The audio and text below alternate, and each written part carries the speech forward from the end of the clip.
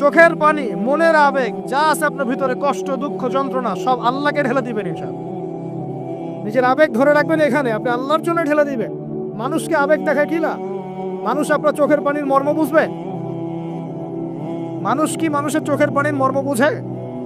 আপনার পিতা যদি মারা যায়, আমার কাছে এসে দোয়া চান কান্নাকাটি করে, আমি দোয়া করতে পারবো, কিন্তু আমি কিন্তু আপনার ফিলিংসটা বুঝতে পারবো না। আপনার অনুভূতি কে বুঝতে পারবেন?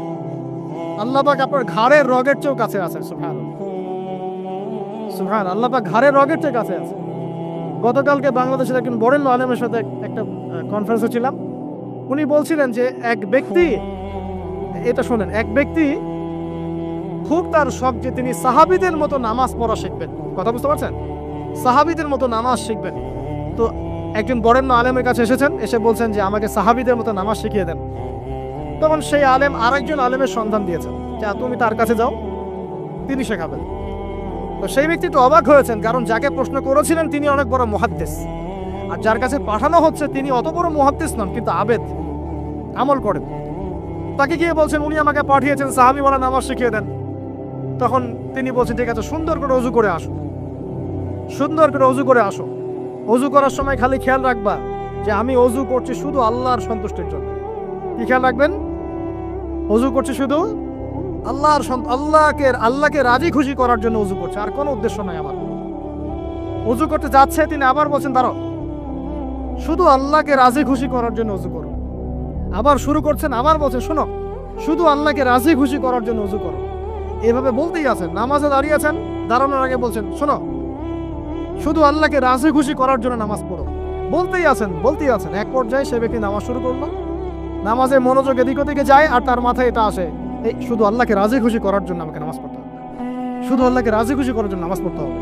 এই চিন্তা তার মনের মধ্যে ঘুরপাক খাচ্ছে, ঘুরপাক খাচ্ছে। এভাবে নামাজটা সে শেষ করেছে। শেষ করে চিন্তা করছে যে নামাজ তো পুরোপুরি মনোযোগ দিতে পারলাম না। বারবার মাথার মধ্যে এরকম চিন্তা আসছে, আল্লাহ আমাকে তো মাফ করে দাও, নামাজটা আমার মনে হলো না ঠিক মতো। তখন সে ফিরে এসে সে ওস্তাদকে বলছেন আমার তো নামাজ এরকম এরকম করে পড়লাম, কিন্তু শেষমেশ মনে হলো যে নামাজটা হয়তো কবুল হয় নাই, আল্লাহর কাছে খুব মাফ চাইলাম, আল্লাহ আমাকে মাফ করে দাও, নামাজটা মনে হলো না। তখন সেই যে প্রথম ব্যক্তি যিনি পাঠিয়েছেন তিনি বলছেন এটাই হলো সাহাবীওয়ালা নামাজ। তারা আল্লাহকে রাজি খুশি করার জন্য নামাজ পড়তেন, নামাজ শেষ করে আল্লাহর কাছে ইস্তেগফার করতেন, আল্লাহ কিছুই হলো না, কিছুই হলো না। আমার কথা কি বুঝতে পারছেন? অতএব আল্লাহকে রাজি খুশি করার জন্য আপনি আপনার আবেগ, আপনার ইবাদত সব ঢেলে দিবেন, অন্য কারো কাছে কিছু পাওয়ার আশা করেন। অতএব নামাজ আপনার মাদকের দিকে যাওয়া লাগবে না, নামাজই আপনার হতাশা দূর করে দেবে ইনশাআল্লাহ। 2 নাম্বার আমল হচ্ছে কোরআন তেলাওয়াত। যে ব্যক্তি কোরআন তেলাওয়াত করতে পারে নিয়মিত, তার মনের মধ্যে এই হতাশা, এই ভীরুতা, এই কাপুরুষতা কিচ্ছু আসবে না ইনশাআল্লাহ। আমি গ্যারান্টি দিচ্ছি আপনাকে, হতাশা আসবেই না আপনার মনে যদি আপনি কোরআন বুঝতে পারেন।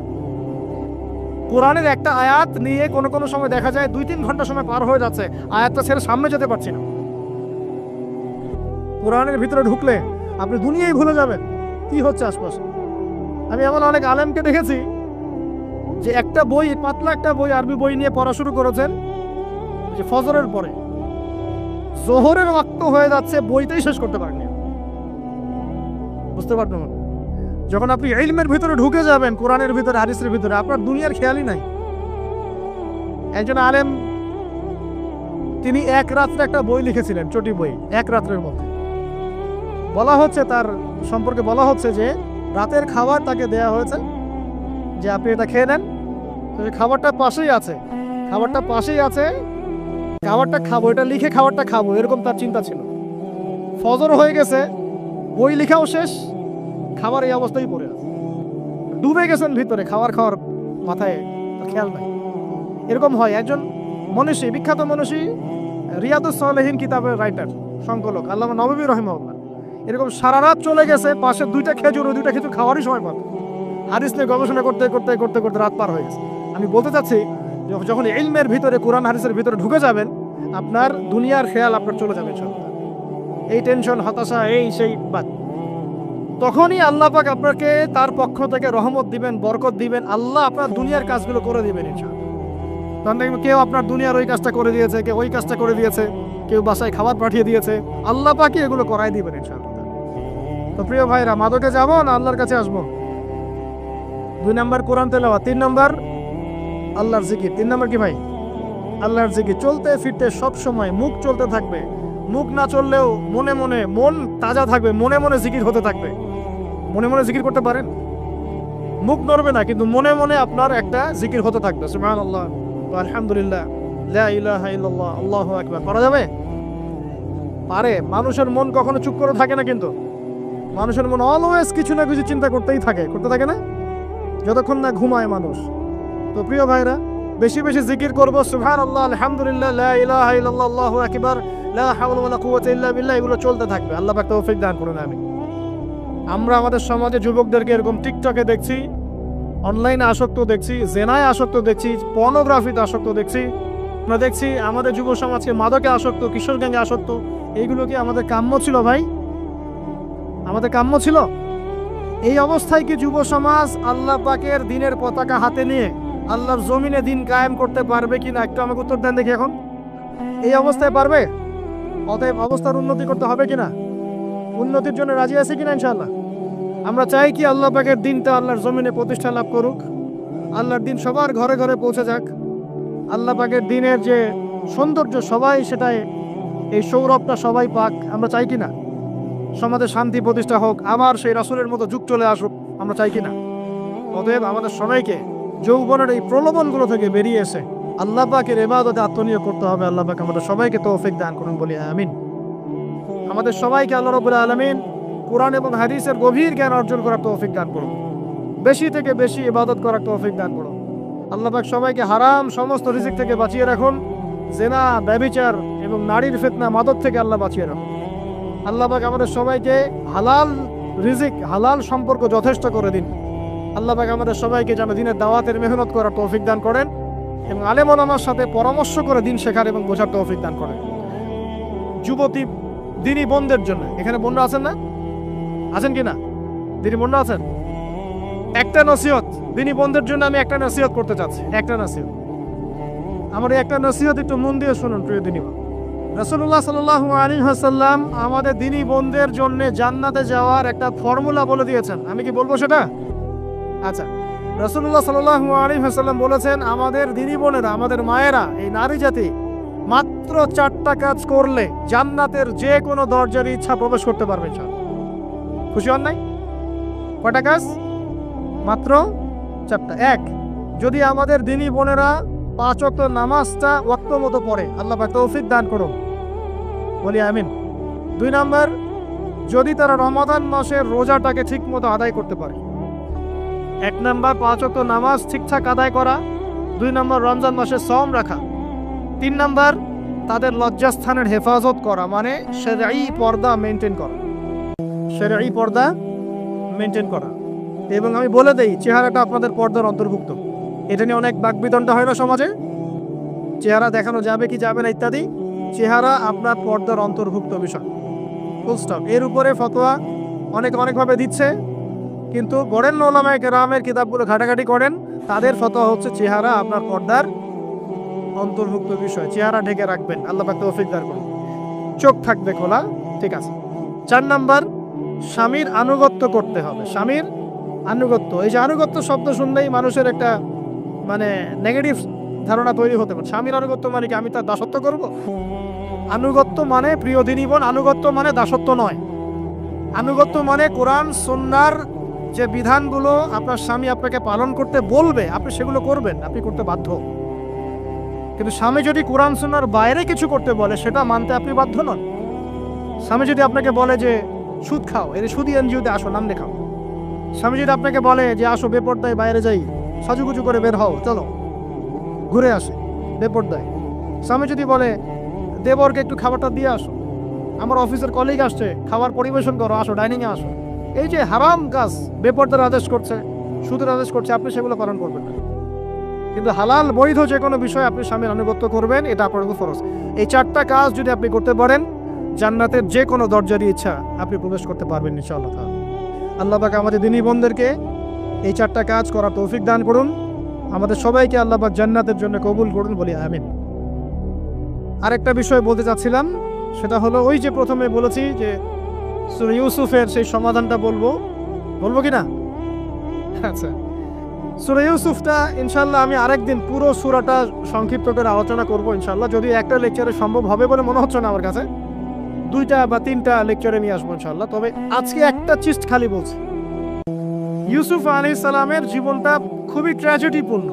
নবীর পরিবার থেকে ভাইদের শত্রুতায় ওই যে কূপে চলে গেলেন, কূপ থেকে চলে আসলেন মিশরের বাজারে, সেখান থেকে বিক্রি করে দেওয়া হলো তাকে, রাজা তাকে কিনে নিলেন, তারপরে সেখানে তিনি বড় হতে লাগলেন রাজপ্রাসাদে। তারপরে ওই যে রাজার কি স্ত্রী তাকে জেনার জন্য আহ্বান করেছিল, সেখান থেকে তিনি জেলখানায় চলে গেলেন, আবার জেলখানা থেকে আবার মিশরের খাদ্য মন্ত্রণালয়ের দায়িত্ব পেলেন, তারপরে তিনি মিশরের শাসকের দায়িত্ব পেয়ে গেছেন, তাই তো? আচ্ছা, এর মধ্যে একটা জায়গা খালি বলবো আজকে আপনাদের।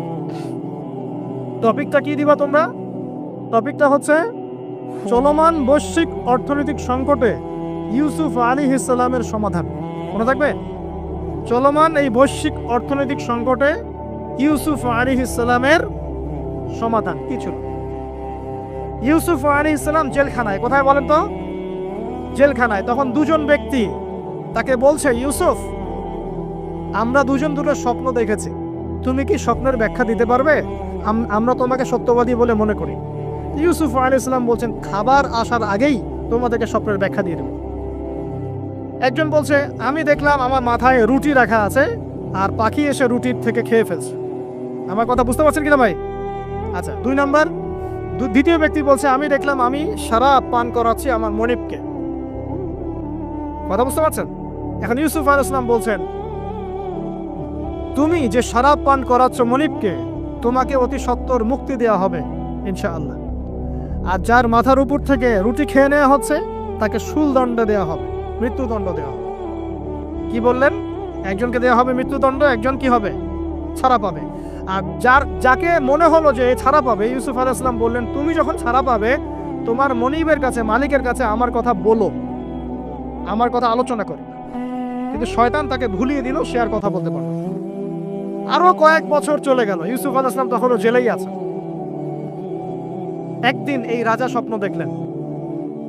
কি স্বপ্ন দেখলেন? যে 7টা পাতলা পাতলা গাভী, মোটা মোটা 7টা গাভীকে খেয়ে ফেলছে। 7টা কি গাভী? জীর্ণ শীর্ণ গাভী, 7টা মোটা তাজা গাভীকে খেয়ে ফেলছে।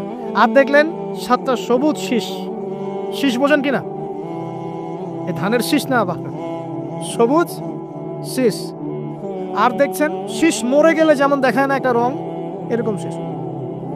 এখন রাজা খুব চিন্তিত হয়ে পড়লেন যে আসলে এই স্বপ্নের কি ব্যাখ্যা। তিনি সবাইকে ডেকে বললেন, স্বপ্নের ব্যাখ্যা কি তোমরা জানো? তখন রাজ্য পরিষদের এই যে এমপি মন্ত্রী যারা আছে তারা বলছেন, না এটা কি স্বপ্ন, আর আহলাম, এটা একটা বাজে স্বপ্ন, উদ্ভট স্বপ্ন, আমরা এগুলার মানে জানি না। আমরা হলো তাই তো বলতাম নাকি ভাই? কিন্তু ওই ব্যক্তি স্মরণ হয়ে গেল যে ছাড়া পেয়েছে, আরে ইউসুফ তো স্বপ্নের ব্যাখ্যা দিতে পারে। দৌড়ে গেলেন তিনি জেলখানায়, ইউসুফ আইয়ুহা সিদ্দিক, হে সত্যবাদী নবী ইউসুফ, আমাকে কি এই স্বপ্নের ব্যাখ্যা বলতে পারবেন? 7টা জীর্ণ শীর্ণ গাভী 7টা মোটা তাজা গাভীকে খেয়ে ফেলছে। ইউসুফ আলাইহিস সালাম এই স্বপ্ন শুনে বললেন, ইউসুফ আলাইহিস সালাম শুধু স্বপ্নের ব্যাখ্যাই দিলেন না, বরং এই স্বপ্ন যে সত্য এটা তিনি বিশ্বাসও করলেন। এই স্বপ্ন একটা সমস্যাকে নির্দেশ করছে এটাও বুঝে ফেললেন, এই সমস্যার সমাধানও তিনি দিয়ে দিলেন। বলেন সুবহানাল্লাহ। আমার কথা বলছেন, ইউসুফ আলাইহিস সালাম স্বপ্নের ব্যাখ্যা দিচ্ছেন না, বরং স্বপ্নটা যে সত্য তিনি মেনে নিচ্ছেন এবং এই স্বপ্নের ফলে একটা সামনে খারাপ সময় আসতে যাচ্ছে এটা তিনি বিশ্বাস করছেন এবং এর সমাধান তিনি জাতিকে দিচ্ছেন। ইউসুফ আলাইহিস সালাম বলছেন, তোমাদের সামনে 7 বছর দুর্ভিক্ষ হবে। কি হবে বলেন? 7 বছর। সারা বিশ্বের অর্থনৈতিক প্রেক্ষাপট একটু বিবেচনা করেন তো, যে আমরা একটা খারাপ সময় দিকে যাচ্ছি না আস্তে আস্তে, এবং নীরব একটা দুর্ভিক্ষ সারা ওয়ার্ল্ডে চলছে না? করোনার সময় ছিল, ওই সময় একটা সমস্যা ছিল, ইউক্রেন রাশিয়ার ইস্যু ছিল, আরো অনেক ইস্যু আছে, শুধু এগুলো ইস্যু নয়, অপচয় ইস্যু আছে, দুর্নীতি ইস্যু আছে, জুলুম আছে, তারপরে যে পারমাণবিক ক্ষেত্রগুলো আছে, বড় বড় পরাশক্তিদের চাপ আছে, অনেক ব্যাপার আছে, রিজার্ভ কমে যাওয়া, অনেক বিষয় আছে। সারা বিশ্ব একটা অর্থনৈতিক মন্দা দেখছে কিনা? ইউসুফ আলাইহিস সালাম বলেন, 7 বছর তোমাদের এখানে প্রচুর ফসল ফলবে। এটা 7টা সবুজ শীষ, প্রচুর ফসল ফলবে তোমাদের এই অঞ্চলের মধ্যে। তোমরা একটা কাজ করো, তোমরা ওই 7 বছরের ফসলের যতটুকু অংশ তোমাদের না খেলে নয়, অতটুকু দিয়ে তোমরা তোমাদের জনগণের চাহিদা পূরণ করো, আর বেশি অংশটাকে রিজার্ভ করে রেখে দিও। আমার কথা বুঝতে পারছেন? ইউসুফ আলাইহিস সালাম বলছেন না যে স্বপ্নটা সত্য, তিনি সমাধান দিচ্ছেন উল্টা। এটা তো হবে সামনে, স্বপ্ন সত্য মিথ্যা তো দূরের কথা, এটা সামনে হতে যাচ্ছে। 7 বছর তোমরা প্রচুর ফসল ফলাবে, এই ফসলের একটা বড় অংশ রিজার্ভ করে রেখে দিও, আর বাকি অংশটা দিয়ে তোমরা জনগণের চাহিদা পূরণ করো। মানে অপচয় করা যাবে না, যাবে কোনো সম্পদ অপচয় করা যাবে না। এরপর তোমাদের সামনে আসবে 7টা বছর দুর্ভিক্ষের বছর, আকাশ বৃষ্টি বন্ধ করে দিবে। আকাশ কি করবে? বৃষ্টি বন্ধ করে দেবে। তার মানে ওই 7 বছর আমরা কিভাবে চলবো তাহলে? এই যে রিজার্ভ করেছি, এই রিজার্ভ বা সঞ্চিত সম্পদ দিয়ে আমরা 7 বছর চলবো। এরপরে আল্লাহ রাব্বুল আলামিন 8ম বছরে আকাশ থেকে বৃষ্টি বর্ষণ করবেন, আবার ফসল ফলবে। কথা কি বুঝতে পারছেন? এই ব্যাখ্যা অন্যরা দিতে পারলো না, ইউসুফ আলাইহিস সালাম দিতে পারলেন। এই ব্যক্তি দৌড়ে গিয়ে রাজাকে বলল, এই হলো স্বপ্নের ব্যাখ্যা। রাজা ইউসুফ এই স্বপ্নের ব্যাখ্যা দিয়েছে। রাজা কত বিচক্ষণ ছিলেন, রাজা সত্য মিথ্যা চিনতেন। তিনি বুঝতেন যে আসলেই সত্য কাকে বলে, মিথ্যা কাকে বলে। এই আমার এমপি মন্ত্রীরা শোনো, তোমরা কেউ সমাধান দিতে পারো নাই, ইউসুফ সমাধান দিয়েছে। ইউসুফকে আমার কাছে নিয়ে আসো, আমি তাকে আমার কাছে নিকটে আসন দিব, বলেন সুবহানাল্লাহ। এবার ইউসুফ আলাইহিস সালামকে ডেকে তিনি সম্মানিত করলেন, সম্মানিত করে বললেন যে কোন দায়িত্ব দিলে তুমি আমাদের এই রাজ্যটাকে বাঁচাতে পারবে এই দুর্ভিক্ষের হাত থেকে। ইউসুফ আলাইহিস সালাম নিজে বলছেন, আমি হচ্ছে বিশ্বস্ত মানুষ, আমি হচ্ছে রাজুলুন আমিন, আমি বিশ্বস্ত এবং আমি আস্থাভাজন। আমাকে আপনি খাদ্য মন্ত্রণালয়ের দায়িত্ব দেন, ইনশাআল্লাহ আমি এই প্রবলেমগুলো সলভ করবো ইনশাআল্লাহ। এরপর তাকে দায়িত্ব দেওয়া হলো খাদ্য মন্ত্রণালয়ের। 7 বছর তিনি এরকম পলিসি গ্রহণ করলেন। মিশরের লক্ষ লক্ষ মানুষ পরবর্তী 7 বছরের দুর্ভিক্ষ থেকে বেঁচে গেল। কোরআন তো মূল্যায়ন করি না আমরা, আর কোরআনের কথা যারা বলে ওদেরকেও মূল্যায়ন করি না। এই জন্য আমরা বলছি, বর্তমান চলমান অর্থনৈতিক সংকটের সবচেয়ে বড় বড় সমাধান হচ্ছে এক, ভাই জনগণ হই আর সরকার হই, কোনো সম্পদ অপচয় করা যাবে না। আমরা সম্পদ অপচয় করি না? আপনি অজু করেছেন, আপনি 1 বালতি পানিকে অজু করেছেন, ট্যাপ ছেড়েছেন, মসজিদের 1 বালতি পানি চলে গেছে, কেন পানি অপচয় করবেন? আমাদের 5টা ফ্যানের দরকার নেই বাসায়, আপনি 5টা ফ্যান চালাচ্ছেন কেন? আপনি ঘর থেকে বের হলেন, ফ্যান চলছে, কেন চলছে? ঘর মুছেছেন, ফ্যান ছেড়ে দিয়েছেন, ওই যে পাখা বাতাসে শুকাবে মাটি, কেন? এসি চালিয়েছেন, 24 ঘন্টা চালানোর কি দরকার? 2 ঘন্টা চালিয়ে বন্ধ করলে হয়।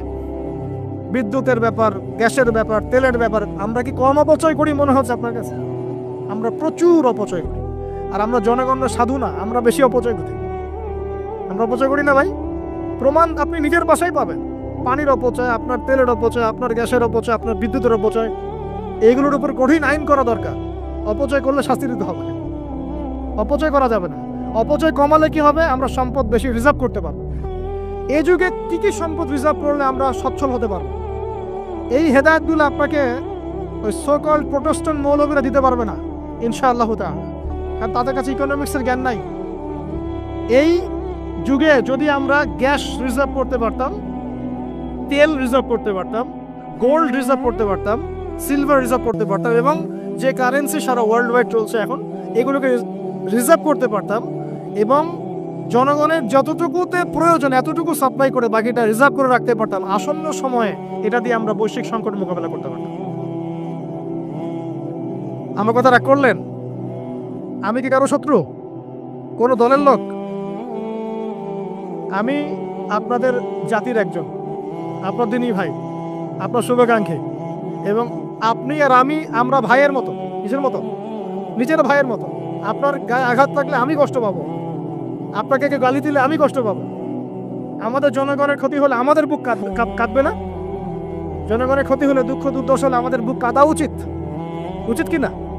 আমাদের সবাইকেই যার যার দায়িত্ব পালন করতে হবে। আমরা অপচয় বন্ধ করে দেবো ইনশাআল্লাহ তাআলা। আমি আপনাদের ভাই এবং আমি আপনাদেরকে মহব্বত করি। আমরা জেনার পথে যাব না, আমরা হালাল সম্পর্কে থাকবো ইনশাআল্লাহ। যখন আপনি জেনায় চলে যাবেন, আপনার কলব থেকে আল্লাহ নূর নষ্ট হয়ে যাবে। এটা এমন একটা পাপ যেটা করার পর মানুষ আল্লাহর সামনে মাথা তুলে দাঁড়াতে পারে না, লজ্জায় চোখ নেমে যায়, ইবাদতে স্বাদ পায় না। যখন হারাম সম্পর্কে, ফ্রি মিক্সিং, এগুলোতে মানুষ থাকে, ইবাদতে মানুষ স্বাদ পায় না। দিনের পর দিন ইবাদত করে মনোযোগ আসে না, মন লাগে না, চোখ দিয়ে একটু পানি বের হয় না, আল্লাহর জন্য কাঁদতে পারে না, কারণ মনের মধ্যে তো নূর নাই। আর যখন একটা মেয়ে বেপরদায় থাকে, সে অনেক ইবাদত করলেও অনেক ইবাদত করলেও তার এই বেপরদায় থাকার কারণে সমাজের বহু মানুষের চোখের জেনা হয়ে যায়। এ থেকে ওই সব মানুষের পাপের ফল এই মেয়েটাকে ভোগ করতে হয়। এবং মানুষের চোখের বদনজর লাগে, ওই মেয়ে অসুস্থ হয়ে পড়ে মানসিকভাবে, শারীরিকভাবে। আমি আমাদের যুবক ভাই এবং যুবতীদের বোনদেরকে রিকোয়েস্ট করব, আল্লাহর ওয়াস্তে চরিত্রটাকে পবিত্র রাখার চেষ্টা করুন। আল্লাহ পাক তৌফিক দান করুন। এই যুবকে আল্লাহ পাক আরশের ছায়া দিবেন, যে একটা মেয়েকে পেয়েও আল্লাহর ভয় তাকে ভোগ করে নাই। আল্লাহ পাক এরকম যুবক ঘরে ঘরে তৈরি করুন। তাহলে কি করবেন ভাই? হালাল উপার্জনের ব্যবস্থা করবেন, ব্যাস সরাসরি বিয়ে করে ফেলবেন। পরিবারকে বোঝানোর চেষ্টা করবেন, না বুঝলে আন্দোলন শুরু করবেন যে আমি জেনা করতে চাই না, আমি বিয়ে করতে চাই, বিয়ে আমার দেওয়ানি লাগবো, এরকম। ব্যাস তারপর দেখবেন বাপ মা কেমন করে বিয়ে না দেয়। আল্লাহ সাহায্য করবে ইনশাআল্লাহ। আল্লাহ আমাদের যুবক ভাইদেরকে চরিত্র হেফাজত করার স্বার্থে বিয়েকে সহজ করে দিন। আমি আবার কাউরে নিয়ে পালায় যায় না, ওই কাজ করতে যায় না কিন্তু আবার, ঠিক আছে? কারণ এভাবে কোর্টে গিয়েও যদি একটা মেয়ে বিয়ে করে, এই বিয়ের জায়েজ না জায়েজ নিয়ে অনেক কথা আছে।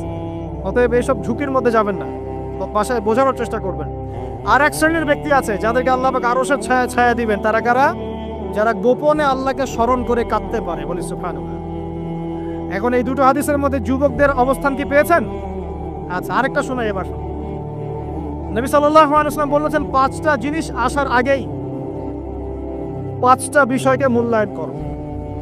1, তোমার বার্ধক্য আসার আগেই তোমার যৌবনকে মূল্যায়ন করো। যৌবনের গুরুত্ব পেলেন তো এবার? তোমার মৌত আসার আগেই তোমার জীবনকে মূল্যায়ন করো। সচ্ছল থাকা অবস্থাতেই অসচ্ছলতাকে মূল্যায়ন করো, অসচ্ছলতা আসার আগেই সচ্ছলতাকে মূল্যায়ন করো। অসুস্থতা আসার আগেই সুস্থতাকে মূল্যায়ন করো। এবং এই যে কথাটা বললাম যে তোমার বার্ধক্য আসার আগেই যৌবনকালটাকে মূল্যায়ন করো। এই হাদিসগুলোর মধ্যে আমরা সংক্ষিপ্ত পরিসরে যৌবনকালের গুরুত্ব পাচ্ছি কিনা ভাই? এখন এই যৌবনকালটা আমাদের কাটানো উচিত আল্লাহ পাকের ইবাদতের মধ্য দিয়ে। এই যৌবনকালটা আমাদের কাটানো উচিত কয়েকটা বিষয়ের মধ্য দিয়ে। তার মধ্যে আমি 10টা পয়েন্ট আপনাকে বলবো। কয়টা ভাই? 10টা। 1, এই যৌবনকালে সবার আগে আমাদের কর্তব্য হচ্ছে দ্বীনের ইলম অর্জন করা। কি করা ভাই? দ্বীনের ইলম অর্জন বলতে আমি কি বোঝাচ্ছি? দ্বীনি ইলম অর্জন বলতে আপনাকে আমি বোঝাচ্ছি যে কমপক্ষে কোরআনটুকু তেলাওয়াত করতে শিখুন, হাদিসগুলো পড়তে শিখুন, ইসলামী বইপত্র পড়াশোনা করুন, পাশাপাশি জেনারেল সাবজেক্টগুলো পড়াশোনা করুন। এদিকে আপনি এগিয়ে যান, এদিকেও এগিয়ে যান, দুই দিকে আগাতে থাকেন। এর পাশাপাশি বরেণ্য ওলামায়ে কেরামদের সোহবতে থাকার চেষ্টা করেন। যারা রিনাউন্ড এবং বরেণ্য ওলামায়ে কেরাম, তাদের সোহবতে থাকার চেষ্টা করেন। ইলম অর্জনের অনেক ধাপ আছে। শুরু করেন কোরআন তেলাওয়াত দিয়ে, তারপরে আস্তে আস্তে হাদিসে যান, কোরআনের তাফসীরে যান, ইতিহাস পড়েন, ইসলামের ইতিহাস পড়েন, ইসলামিক অর্থনীতি পড়েন, রাসূলের জীবনী সিরাত পড়ে দেখেন, ইসলামিক ফিকহের বইগুলো পড়ে দেখেন। আস্তে আস্তে গ্র্যাজুয়ালি আপনি সামনে যাবেন। এই সিলেবাসটা আপনি কোত্থেকে পাবেন? এই সিলেবাসটা দেখবেন প্রত্যেক জেলায় জেলায় বরেণ্য কওমি ওলামায়ে কেরাম আছেন না, তাদের সাথে পরামর্শ করবেন, আপনাকে সুন্দর সিলেবাস করে দেবে ইনশাআল্লাহ। এইভাবে আপনি পড়াশোনা করবেন এবং ওস্তাদের সাথে থেকে পড়াশোনা করবেন। একা একা সব কিছু করা যায়? একা একা সব কিছু করা যায় না। একটা সিলসিলা লাগে, একটা ওস্তাদের সোহবত লাগে, নাকি? একা একা কি কোরআন সুন্নাহ সব বুঝে ফেলতে পারবেন আপনি? তাই মনে হয়? কখনোই না। অতএব বরেণ্য আলেমদের সোহবত লাগবে, আবার আপনার চেষ্টাও লাগবে। আল্লাহ পাক তৌফিক দান করুন। এই যৌবনকালের প্রথম কাজ কি ভাই? ইলম অর্জন করা। 2 নম্বর, এই যৌবনকালে আমরা যে পরিমাণ ফিজিক্যালি ফিট থাকি, শরীরে শক্তি থাকে, উদ্যম থাকে, আমাদের বয়সটা 40-50 হয়ে গেলে সেটা থাকবে না। থাকবে? অতএব এই যৌবনকালে বেশি বেশি ইবাদত করতে থাকেন। আল্লাহ পাক তৌফিক দান করুন। এই যৌবনকালে 5 ওয়াক্ত নামাজ তো পড়বেনই, এর পাশাপাশি নফল নামাজগুলো পড়ার চেষ্টা করবেন। এর পাশাপাশি আপনি চেষ্টা করবেন তাহাজ্জুদের ওয়াক্তে একটু নামাজ পড়ার জন্য, কমপক্ষে 2 রাকাত, কমপক্ষে 2 রাকাত, অ্যাটলিস্ট 2 রাকাত নামাজ তাহাজ্জুদের সময় পড়ার চেষ্টা করি। আল্লাহ আমাকে তৌফিক দেখ, আপনাদের সবাইকে তৌফিক দান করুন। ওই সময় আপনি যে দোয়াই করবেন আল্লাহর কাছে কবুল হবে ইনশাআল্লাহ। যে দোয়াই করবেন আল্লাহ কবুল করবেন ইনশাআল্লাহ। যদি আপনার রিজিকটা কি হয়? হালাল হয়। হারাম রিজিক দিয়ে ইবাদত কবুল হয়? হারাম রিজিকের দোয়া কবুল হয়? কবুল হয় না। 3 নাম্বার, এই যৌবনকালে আমরা রাসূলের সুন্নতের উপর বেশি আমল করব ইনশাআল্লাহ। করা যাবে ইনশাআল্লাহ? তাহলে নিয়াত করতে পারি যে ইনশাআল্লাহ চেহারাগুলো পরিবর্তন হবে। চেহারা পরিবর্তন মানে কি? হ্যাঁ, দেখা যাবে না? এখনো গজায় নাই। প্রত্যেক সপ্তাহে আপনাকে নবীর সুন্নতের উপর এরকম করে কুরবানি এবং জবাই করতে কে বলেছে? নবী সাল্লাল্লাহু আলাইহি ওয়াসাল্লামের সুন্নতকে জবাই করাটা কি ভালো কাজ? হ্যাঁ বলেন তো। আমরা তো এমন অনেক নাপিত ভাইদেরকে চিনি যারা এই ধরনের বক্তব্যগুলো শুনে আলহামদুলিল্লাহ জীবন পরিবর্তন করেছেন। তার দোকানে লিখে দিয়েছেন এখানে চুল কাটা হয়, দাড়ি শেভ করা হয় না। খুশি হন নাই? মুসলিমদের কথা বলছি, অমুসলিমদের কি নিয়ে আমাদের চিন্তা নাই তো? চিন্তা আছে। একটা কথা মনে রাখবেন, একটু কথাটা মনের কান দিয়ে শোনেন। দাড়ি হচ্ছে একমাত্র ভিজিবল সুন্নত। দাড়ি হচ্ছে একমাত্র ভিজিবল সুন্নত। ভিজিবল মানে কি? যা দেখা যায়। দাড়ি একমাত্র ভিজিবল সুন্নত, দৃশ্যমান সুন্নত, যেটা নিয়ে আপনি আমি কবরে যাব ইনশাআল্লাহ। আর কোন সাইন দেখে বোঝার বুদ্ধি নাই এই ব্যক্তি কত বড় মুসলিম, কত বড় সুন্নতের পাবন ছিল। খালি কপালের সেজদার দাগ আর চেহারার দাড়ি বাকি থাকবে।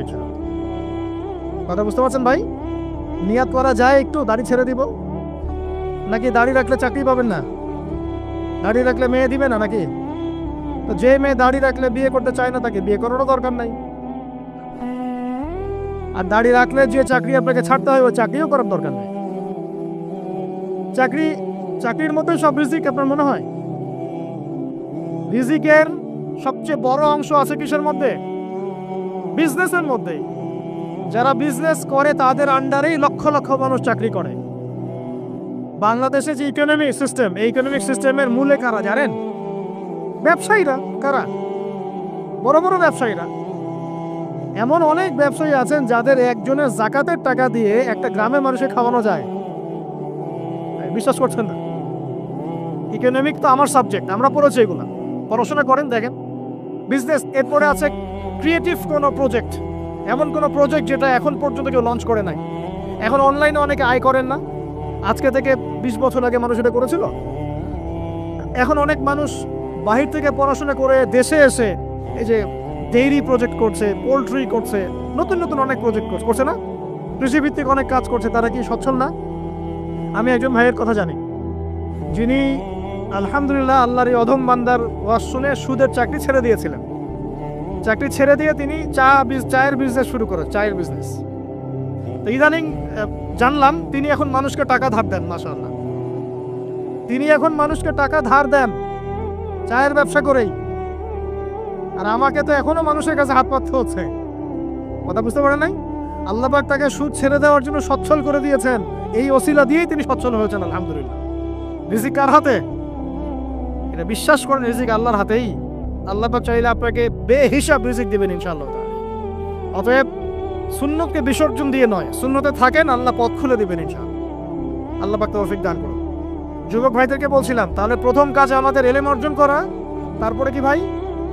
নামাজের পাবন্দ হওয়া, আর নামাজ ফরজের পাশাপাশি নফলগুলোও চর্চা করা। 3 নম্বর বলেছি রাসূলের সুন্নতের উপর একদম ইস্তেকামা, দৃঢ়ভাবে আমল করা। আর সুন্নত শিখতে হলেই তো 3 দিনের জন্য বেরিয়ে যান, 7 দিনের জন্য, 40 দিনের জন্য বেরিয়ে যান। সুন্নত শিখিয়ে আপনাকে বাসায় পাঠাই দিবে ইনশাআল্লাহ। পড়াবে না? অনেক মানুষ মনে করে যে তাদের ওখানে গেলে আমার আকীদা নষ্ট হয়ে যাবে। হ্যাঁ, তাই না? তারা বিভ্রান্ত। হ্যাঁ, নাউজুবিল্লাহ। স্বপ্নে পাওয়া ধর্ম, অনেকে টিটকারি মারে, স্বপ্নে পাওয়া ধর্ম। এইসব ডেঙ্গের ছাতার মতো আদর্শের দিকে মুখ ফিরাবেন না। মাকবুল জামা, যেগুলো মাকবুল জামা, ক্লাসিক্যাল ইসলাম, এর মধ্যে থাকেন, আপনি বিভ্রান্ত হবেন না ইনশাআল্লাহ। তারা আপনাকে কখনো খারাপ কাজে আদেশ করেছে? কত চোর ডাকাত মদখোর মানুষ সেখানে গিয়ে 5 ওয়াক্ত নামাজি হয়ে গেছে, সুদের ব্যবসা ছেড়ে দিয়েছে, মাদক ছেড়ে দিয়েছে, আল্লাহর ওলি হয়ে গেছে আলহামদুলিল্লাহ। তো আপনাকে তারা সুন্নত শিখিয়ে বাসায় পাঠিয়ে দিবে। এছাড়া আপনি অন্যভাবে শিখতে চলে শিখবেন, সমস্যা কি? যদি মাদ্রাসায় পড়ার তৌফিক থাকে তাহলে পড়বেন। সবাই কি মাদ্রাসায় পড়ার তৌফিক পাবে? পাবে না।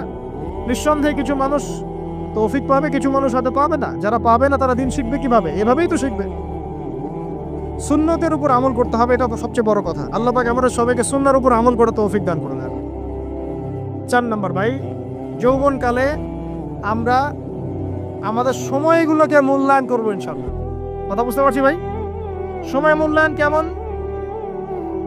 আপনার দিন রাতের একটা রুটিন থাকবে, এলোমেলো লাইফ লিড করবেন না। এই যে আমরা, আল্লাহ মাফ করুক, আমরা এখন 3টায় 2টায় 4টায় ঘুমাই, 12টা 1টা 2টায় উঠি, নাউজুবিল্লাহ। এতে করে কি আমাদের রুটিন লাইফটা ঠিক আছে? আমাদের খাওয়ার ঠিক নাই, আমাদের ঘুমের ঠিক নাই, আমাদের মানে খাবারের যে অভ্যাস, খাদ্যাভ্যাসও ঠিক নাই। আমরা একটু খেলাধুলা আগে করতাম, সেটাও এখন করি না। সারাদিন ফোন নিয়ে বসে থাকি, আর এই যে ইউটিউব ফেসবুকে বসে থাকি। গোল হয়ে বসে লুডো খেলে। গোল হয়ে কি করে? লুডো খেলে, অনলাইনে গেমস খেলে, অনলাইনে পাবজি খেলে, ফ্রি ফায়ার খেলে। আগে তো তাও ছেলে পেলে একটু ফুটবল খেলতো, ক্রিকেট খেলতো, আমরাও তো খেলেছি। ওই সময় তাও আলহামদুলিল্লাহ আমাদের ফিজিক্যাল ফিটনেস অনেক ভালো ছিল। এখন ওগুলো বাদ দিয়ে যে মানুষ পর্নোগ্রাফি দেখছে, লুডো খেলছে, পাবজি খেলছে, ফ্রি ফায়ার খেলছে, সারাদিন অনলাইনে বসে অথর্বর মতো বসে আছে, এটা কি ভালো হচ্ছে? এই জন্য অ্যাটলিস্ট ফজরের নামাজ পড়ে জিকির আজগার করে পড়াশোনা করে আধা ঘন্টা 1 ঘন্টা একটু খেলাধুলা করলে কি সমস্যা? একটু ফুটবল খেলেন, দৌড়াদৌড়ি করেন, জগিং করেন, একটু ব্যায়াম করেন। আল্লাহ পাক আপনাদের যৌবনে বরকত দান করুন, আমিন। এই কাজগুলো করতে হবে কি না? ভালো না খারাপ? করেন। আর নিয়মতান্ত্রিক লাইফ লিড করবো আমরা, নিয়মতান্ত্রিক। আমার জীবনে একটা রুটিন থাকবে, এই রুটিনের বাইরে যাব না। পড়াশোনার রুটিন থাকবে, খেলার বা এক্সারসাইজ রুটিন থাকবে, খাওয়া দাওয়ার রুটিন থাকবে, দাওয়ার রুটিন থাকবে, আমি আলেম ওলামাদের কাছে যাব, এই রুটিন থাকবে। একটা রুটিন লাইফ লিড করবেন, এলোমেলো জীবনযাপন করবেন। আল্লাহ পাক আমাকেও তৌফিক দান করুন, আপনাদের সবাইকে তৌফিক দান করুন। কয়টা বলেছি ভাই? বলেন। 6 নাম্বার, যৌবনকালে সবচেয়ে বেশি বেঁচে থাকবো নারীর ফিতনা থেকে। কি থেকে ভাই? যৌবনকালে সবচেয়ে বেশি বেঁচে থাকবো কি থেকে? একটা হাদিস বলি, নবী সাল্লাল্লাহু আলাইহি ওয়াসাল্লাম বলেছেন, মা তারাকতু বা'দি ফিতনাতান আদাররু আলা রিজালি মিনান নিসা। আমি আমার পরে, নবীজি বলছেন, আমি আমার পরে পুরুষদের জন্য নারীদের চেয়ে ভয়ঙ্কর কোনো ফিতনা রেখে যাই নাই। কেমন ফিতনা? আপনি একটু অনেস্টলি বলেন তো দেখি, যে আমরা যারা পর্নোগ্রাফিতে টুকটাক আসক্ত বা এ ধরনের অনলাইনে বা অফলাইনে এই ধরনের হারাম সম্পর্কের সাথে আছি, মন থেকে কি আপনি ফিল করেন যে আল্লাহ আপনার সাথে আছেন? বলেন তো দেখি, অনেস্টলি বলেন। আপনি যখন নামাজ পড়ে বাসায় ফিরে যান, ফিরে যেতে যেতে যদি আপনার চোখে খারাপ কিছু পড়ে, আপনার মনের নূরটা নষ্ট হয়, আপনি বুঝতে পারেন না? বুঝতে পারেন না? যখন আপনি এরকম হারাম কোনো সম্পর্কে আছেন, নাউজুবিল্লাহ, আপনার মনটা যে শক্ত হয়ে গেছে, আপনি বুঝতে পারেন না? আল্লাহর ওয়াস্তে নারী জাতির ফিতনা থেকে সর্বোচ্চ দূরত্ব অবলম্বন করবেন। আল্লাহ পাক তৌফিক দান করুন। কি করব তাহলে আমরা? ওই যে বলেছি, হালাল সম্পর্ক করতে পারলে হালাল, যদি করতে না পারি সবর করবেন। কি করবেন? সবর করবেন, ভালো কাজে ব্যস্ত থাকবেন, বেশি বেশি রোজা রাখবেন। কি করবেন? বেশি বেশি রোজা রাখবেন। সোমবারে রোজা রাখবেন, বৃহস্পতিবারে রোজা রাখবেন। এভাবে আপনি আপনার জীবনটা গুছিয়ে নেন, আল্লাহ পাক প্রবৃত্তিকে নিয়ন্ত্রণ করার ক্ষমতা দিবেন ইনশাআল্লাহ। এরপরেও যদি ভুল হয়ে যায়, হতে পারে এই যুগটা ফিতনার যুগ, চরম ফিতনার যুগ। যদি কোনো ভুল হয়ে যায়, খবরদার আপনি হতাশ হবেন না। ভুল হয়ে গেলে কখনো হতাশ হবেন না। হতাশা শয়তানের পক্ষ থেকে আসে, কখনো হতাশ হবেন না। দেন ওযু করে জায়নামাজে দাঁড়িয়ে 2 রাকাত নামাজ পড়ে আল্লাহকে বলবেন, আল্লাহ আমার ভুল হয়ে গেছে, আমাকে মাফ করে দাও। পারা যাবে ইনশাআল্লাহ। জীবনে কখনো হতাশ হবেন না। জীবনে যাই হয়ে যাক না কেন, কখনো হতাশ হবেন না। মনে রাখবেন, আল্লাহ আপনার রব, আল্লাহ আপনার সাথে আছেন ইনশাআল্লাহ। অতএব নারীর ফিতনা থেকে নিজেকে বাঁচিয়ে রাখার চেষ্টা করুন, আল্লাহ পাক তৌফিক এনায়েত করুন। 7 নাম্বারটা হচ্ছে, এই সমাজ আপনাকে যেভাবে শেখায়, কিভাবে শেখায়? এই যে স্কুল, কলেজ, ইউনিভার্সিটি, চাকরি, বিয়ে, সন্তান প্রতিপালন, আর তারপর ইন্না লিল্লাহি ওয়া ইন্না ইলাইহি রাজিউন, এই তো শেখায় নাকি? সবসময় মনে রাখবেন যে আল্লাহ রাব্বুল আলামিনের পরিকল্পনাই আপনার উপরে সবচেয়ে বেশি অগ্রাধিকার যোগ্য, সমাজের পরিকল্পনা নয়। পরিবার আপনাকে চাপ দিচ্ছে, চাকরি পাস না, পড়াশোনা করিস না, হ্যাঁ পড়াশোনায় কেন তুই 80 নম্বর পাইলি না, কেন চান্স পেলি না, কবে চাকরি পাবি, কবে আমাদেরকে দেখবি, খাওয়াবি, পড়াবি, এই যে চাপগুলো চারপাশ থেকে আসে কিনা? এতে করে অনেক যুবক দেখা যায় মাদকাসক্ত হয়, অনেকে দেখা যায় আত্মহত্যা করছে, ইদানিং করছে কিনা ভাই? এই শব্দটা থেকে আমি এই পয়েন্টটা আজকে লিখেছিলাম, যে ভুলেও আল্লাহর প্রতি বিশ্বাস এবং তাওয়াক্কুল হারাবেন না। সমাজ যেভাবে শেখায়, সমাজ চারপাশে যে চাপ আপনাকে দিচ্ছে, এই চাপে নিজে গা ভাসিয়ে দিবেন না। আপনি আল্লাহর কাছে দোয়া করবেন, আল্লাহর কাছে পথ চেয়ে নেবেন এবং আল্লাহর প্রতি তাওয়াক্কুল ভরসা করবেন। কখনো আত্মহত্যার পথ বেছে নেবেন। কি হয়েছে? 80 নাম্বার পান নাই তো কি হয়েছে? আপনি চেষ্টা করেছেন কিন্তু চান্স পান নাই তো কি হয়েছে? চেষ্টা তো করেছেন আপনি। আপনি চেষ্টা করেছেন ইউনিভার্সিটির চান্সের জন্য, আপনি চান্স পাই নাই। চেষ্টা করেছেন না আপনি? বাস, চেষ্টা করেছেন, পাই নাই, তাকদিরে ছিল পাই নাই, বাস। আমি আমার চেষ্টা করেছি। কখনোই আত্মহত্যার পথ বেছে নেবেন না। আর আমরা পিতা মাতাদেরকে রিকোয়েস্ট করব, কোনো অবস্থাতেই সন্তানকে এত বেশি চাপ দিবেন না যে সন্তানটার এই কোমরটাই ভেঙে চলে যায়। এই সমস্যাগুলো দিন দিন বাড়ছে সমাজের মধ্যে। কেন এত চাপ দিচ্ছেন? তার প্রতিভা কোথায় খুঁজে বের করুন। তাকে জোর করে কেন টেনে লম্বা করার চেষ্টা করছেন? আমাদের সমাজে বাচ্চা হয়ে গেলেই তার পিঠে একটা সিল মেরে দেয়, হয় ডাক্তার না হলে ইঞ্জিনিয়ার। কেন? এর বাইরে কোনো প্রফেশন নাই? আমার সন্তানকে হয় ঢাকা বিশ্ববিদ্যালয়ে চান্স পেতে হবে, না হলে বুয়েটে, না হলে এখানে। এর বাইরে আর কোথাও পড়ারই জায়গা নাই। আর এখানে পড়লেই আমার সে ছেলে বা আমার মেয়ে একদম সবচেয়ে বড় জ্ঞানী হবে, অন্য কোনোভাবে হবে না, এটা গ্যারান্টিতে আছে? যারা সভ্যতা বিনির্মাণ করেছেন তারা কয়জন বড় বড় ডিগ্রি সার্টিফিকেট পেয়েছেন? খুঁজে বের করে দেখেন, দেখেন খুঁজে বের করে।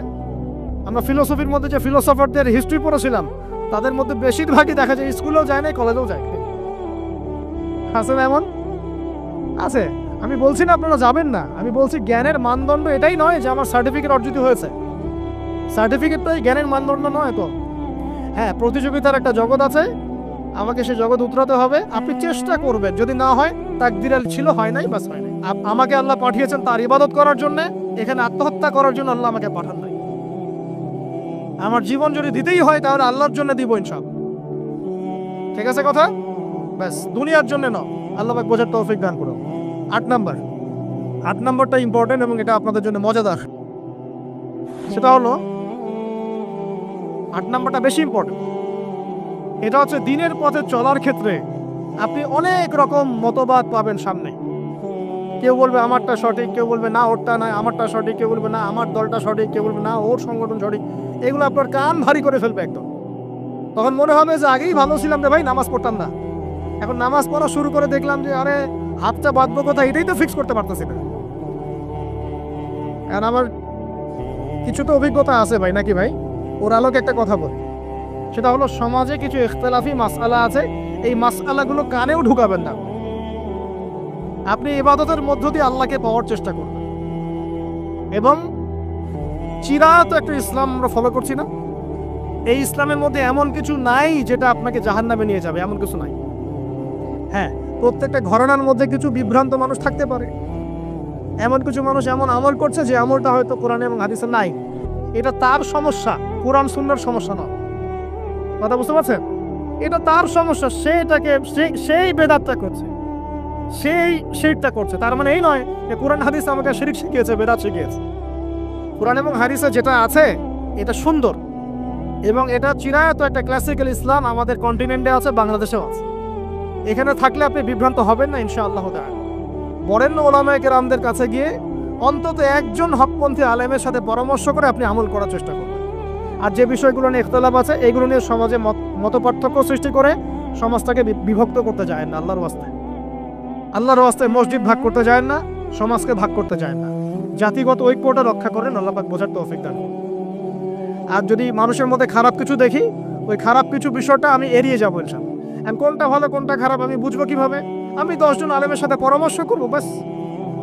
আমি এত বড় আলেম নই, তাহলে আমি 10 জন আলেমের সাথে পরামর্শ করবো যে হুজুর এই বিষয়টা চলছে, এটা সম্পর্কে আসলে বিষয়টা কি। একটা ঘরানার দিকে কখনো আপনি সাম্প্রদায়িকভাবে বায়াসড হয়ে যাবেন না।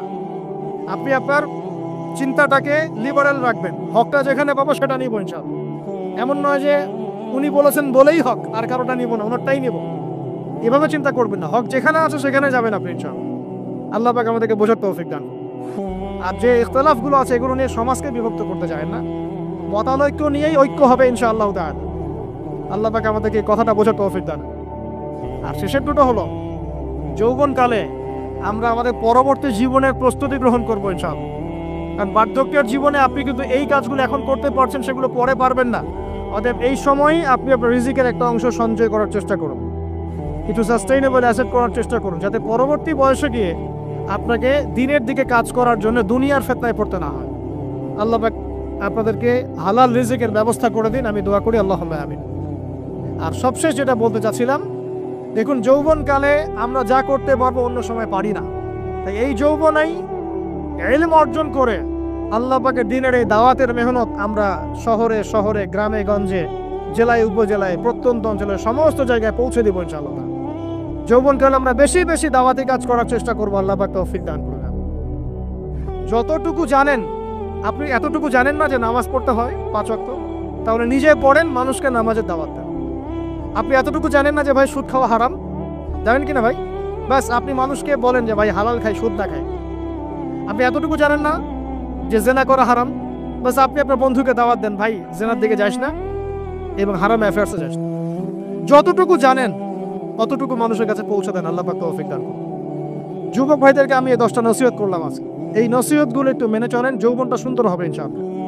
এছাড়া অনেক নসিহত আছে, এগুলো ওই যে বইগুলোর নাম বলে দিয়েছি, আল্লামা তাকি উসমানী হুজুরের যে বইগুলো, এগুলো পড়েন, ইনশাআল্লাহ দেখবেন আরো অনেক হেদায়েত আপনি পাবেন।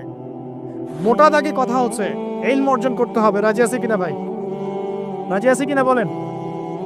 ইলম অনুযায়ী আমল বাড়িয়ে দিব, রাজি আছে কিনা? হকপন্থী ওলামায়ে কেরামের সাথে পরামর্শ করে চলবো, রাজি আছে কিনা? আমরা যৌবনকালে হালাল রিজিক অন্বেষণের চেষ্টা করবো, রাজি আছে কিনা? যৌবনের সময়কে বিন্যাস করে চলবো, এলোমেলো জীবনযাপন করবো না, রাজি আছে কিনা? নারীদের ফিতনা থেকে বেঁচে থাকার চেষ্টা করবো, রাজি আছে কিনা? আগামী দিনের জন্য, ইসলামকে এগিয়ে নেওয়ার জন্য দাওয়াতের মেহনত করবো, রাজি আছে কিনা? আচ্ছা, এখন আসেন, এগুলো আমাদের করণীয় ছিল, আমাদের যুবকরা এখন করছে কি সেটা শোনেন। আমাদের যুবকরা এখন কিশোর গ্যাং করছে, কিশোর গ্যাং। কি করছে? আপনাদের পরিবারের কর্তা যারা আছেন তাদেরকে আমি একটু রিকোয়েস্ট করবো, আপনার সন্তানের দিকে খেয়াল রাখেন। আপনার সন্তানকে যত ছোট মনে করছেন, আপনার সন্তান এখন এত ছোট নয়। কিশোর বয়সে সে এমন পাপও করে ফেলেছে যা আপনি এখনো করেন নাই। কিশোর বয়সে এমন এমন পাপ করা তার শেষ যা আপনি এখনো চিন্তাও করতে পারেন না। অতএব সন্তানকে শুধু গায়ে গতরে বড় করলে হয় না। আমরা যে সন্তানকে মানুষ করার জন্য নিজের ঘাম ছেড়ে দিচ্ছি, মানুষ করার অর্থ হচ্ছে ওর আত্মাটাকে গড়ে তোলা, শুধু দেহটাকে গড়ে তোলা নয়, তার আত্মাটাকে গড়ে তোলো। সন্তানটাকে খেয়াল রাখেন।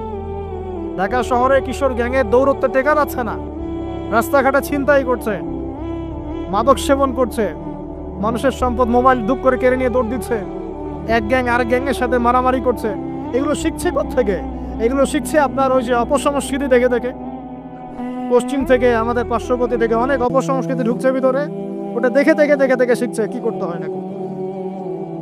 দুইটা গ্যাং তৈরি করছে এবং সিনেমাতে যেমন দেখানো হয় সে নিজেকে ওই রকম করে চিন্তা করা শুরু করেছে। এই কনসেপ্টগুলো মানুষ পাচ্ছে কোথায়? নাটক সিনেমা থেকে পাচ্ছে।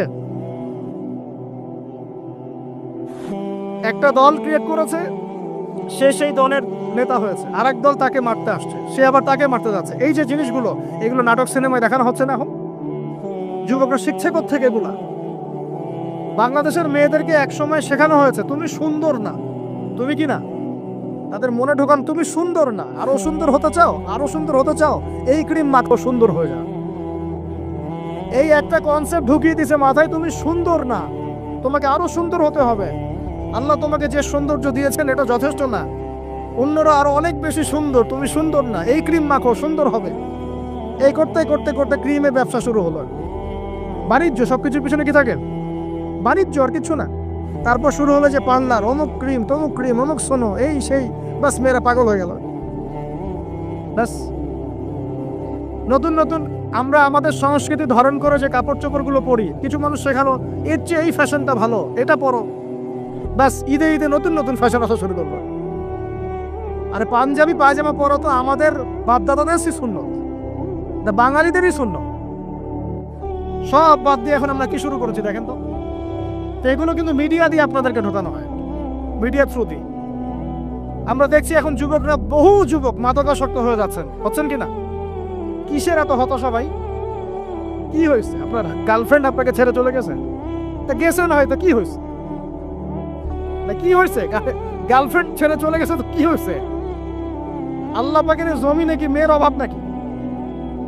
আরে শেষ জামানে একজন ছেলের পিছনে 40টা মেয়ে ঘুরবে। 40টা মেয়ে ঘুরবে না, আসলে সরি ফর দ্য ল্যাঙ্গুয়েজ, 40 জন নারীর দায়িত্ব একটা ছেলেকে নিতে হবে শেষ জামানায়। মানে মা, বোন, ফুপু, খালা, স্ত্রী, এই সব মিলে 40 জন কাঁধে উঠে যাবে। এখন ঘরে ঘরে মেয়েদের সংখ্যা বাড়ছে না? নবীজি বলেছেন শেষ জামানায় মেয়েদের সংখ্যা বাড়বে, ছেলেদের সংখ্যা কমবে। কমছে কিনা ছেলেদের সংখ্যা? এখন হয়তো এভারেজ 100, 104, পরে দেখবেন আরো বেড়ে গেছে। শুধু আমেরিকার হিস্ট্রি ঘেটে দেখেন, ওখানে ছেলে মেয়ের অনুপাতটা কেমন। কমছে সব জায়গাতে, আরো সামনে কমবে।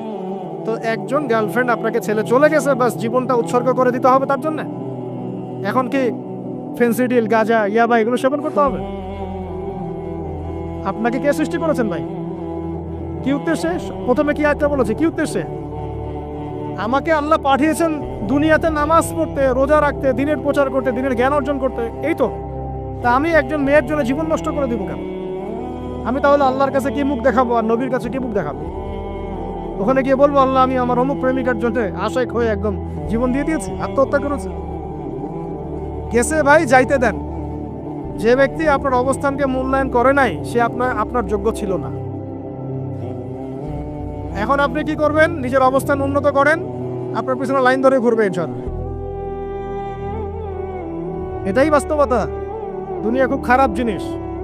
মানুষ মানুষের অবস্থানকে মূল্যায়ন করে, মানুষ মানুষের অবস্থানকে মূল্যায়ন করে, কিন্তু আল্লাহ রাব্বুল আলামিন আপনাকে সর্বাবস্থায় ভালোবাসেন। আলহামদুলিল্লাহ। এই যে আমরা এখন অনেক পাপ করছি না, আল্লাহ কি আমাদেরকে আযাব দিয়ে ধ্বংস করে দিয়েছেন? আল্লাহ পাক এখনো আমাদেরকে ভালোবাসেন, রহম করেন, অপেক্ষায় আল্লাহ পাক অপেক্ষা করছেন কখন তওবা করবে, আমি তওবা কবুল করব। এই কখন আমার বান্দা খেলে একবার বলে আস্তাগফিরুল্লাহ, আল্লাহ পাক সাথে সাথে মাফ করে দিবেন।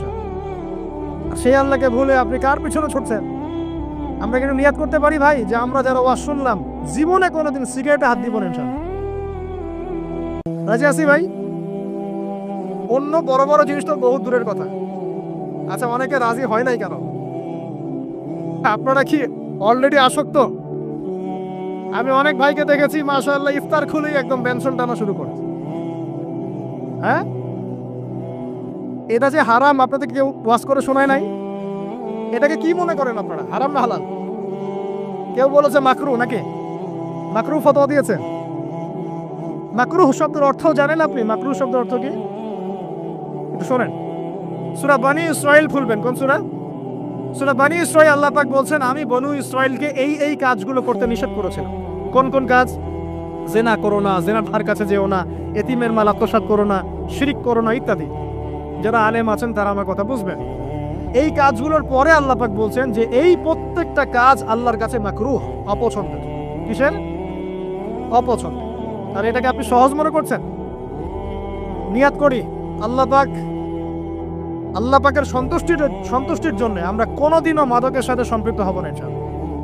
আর বিশ্বাস করেন, শুধুমাত্র মাদকদ্রব্য নিয়ন্ত্রণ অধিদপ্তর এই আইন কানুন এগুলো দিয়ে, জরিমানা দিয়ে মানুষকে মাদক ছাড়ানো যাচ্ছে না, যাবে না।